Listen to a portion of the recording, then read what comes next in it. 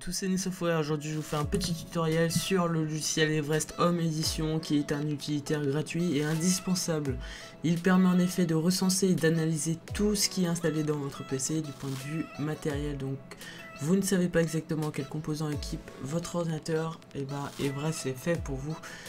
Que ce soit donc pour installer de nouveaux composants ou bien pour vous aider à déterminer l'origine d'un problème, les informations fournies sont très utiles. Donc pour télécharger ce logiciel, je mettrai le lien dans la description. Vous serez redirigé donc sur ce site, vous n'aurez plus qu'à cliquer sur télécharger gratuitement, vous cliquez sur l'un des serveurs, ce sera pareil. Vous l'enregistrez, ensuite vous n'aurez plus qu'à exécuter le logiciel en double-cliquant dessus. Vous faites oui et ensuite vous faites next, vous acceptez les conditions, vous choisissez l'emplacement, vous faites next, vous laissez donc vous créez un icône sur le bureau et ensuite vous lancez donc l'installation. Moi donc je vais quitter vu que j'ai déjà fait. Ensuite vous aurez donc cette icône qui va apparaître, vous n'aurez plus qu'à double cliquer dessus. Et donc le logiciel va se lancer. Donc pour la première fois normalement il va mettre un petit peu plus de temps, mais ensuite ça sera beaucoup plus rapide. Donc vous verrez que ce logiciel est très pratique, il fait un petit résumé de tous vos composants. Donc vous voyez ici un résumé de votre ordi avec tous les composants ici. Alors ça charge apparemment, ouais non c'est bon.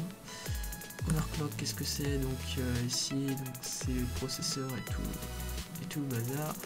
Vous avez la carte mère, le moniteur, multimédia, vous avez un tas de trucs. Donc vous avez même donc ici performance. Donc performance en fait, vous voyez, vous cliquez donc sur lecture en mémoire par exemple, et là vous allez appuyer sur F5 et puis ne plus toucher sur à plus aucune touche, c'est-à-dire aucune touche du clavier et ne plus toucher à la souris pour que le benchmark, c'est comme ça qu'ils appellent ça. Vous allez voir, ça prend un petit instant et donc il va vous donner les performances de votre PC. Alors bien sûr j'ai déjà fait et ah tiens, je suis pas premier. Tout à l'heure j'étais bien, peut-être que c'est parce que il y a Camtasia qui est en route, c'était pour ça.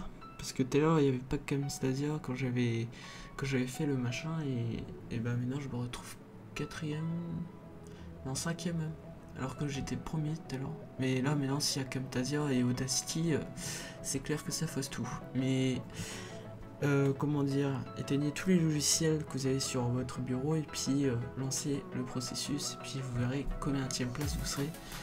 Donc vous voyez tout le reste je sais pas qu'est-ce que c'est, donc enfin si c'est des types de processeurs avec ses cartes mères et tout, mais je sais pas pourquoi il y a tout ça. Enfin bref, nous ce qui nous intéresse ici c'est 5917 mégaoctets par seconde. Donc en plus moi j'ai un logiciel en route, donc là je pourrais pas l'éteindre évidemment.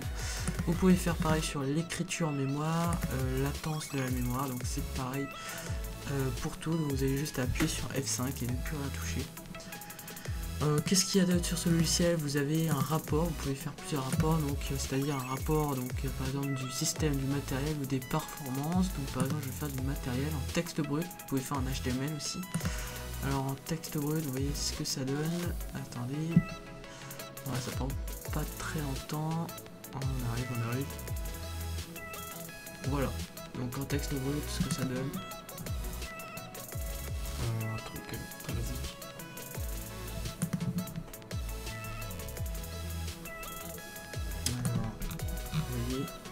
Vous pouvez l'imprimer, l'enregistrer, l'envoyer par mail. Alors vous avez donc, je vais vous montrer, alors hop, les types de rapports. Donc par exemple en HTML ça va donner, on attend un petit peu,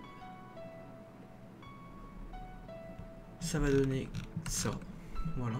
Et le mieux c'est l'autre, c'est le MHTML. Donc attends un petit peu. Voilà, donc il y a même les logos et tout. Donc vous avez tout. Voilà, après vous pouvez personnaliser tout ça. Qu'est-ce qu'il y a d'autre? Donc ici vous avez préférences, donc ne rien toucher, c'est mieux, sauf la langue si vous voulez.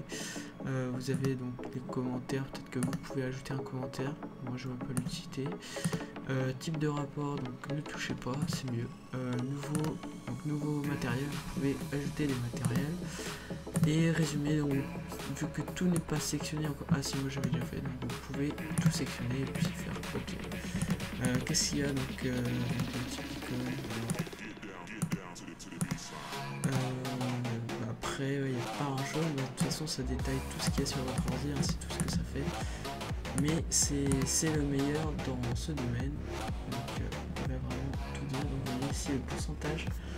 Je suis donc il y a 4 cœurs, donc vous voyez ici qu'il y en a à 41% de sa capacité. La carte mère, voilà, donc ici le nom de carte mère on peut lui. Bon, après je pense qu'il le dit, mais sur une autre page, donc, par exemple le moniteur, donc ouais, donc la carte graphique et tout, stockage. Voilà, donc donc je vous ai montré un petit peu à quoi ça ressemble ce logiciel. Donc maintenant, si vous en avez besoin, bah, téléchargez-le.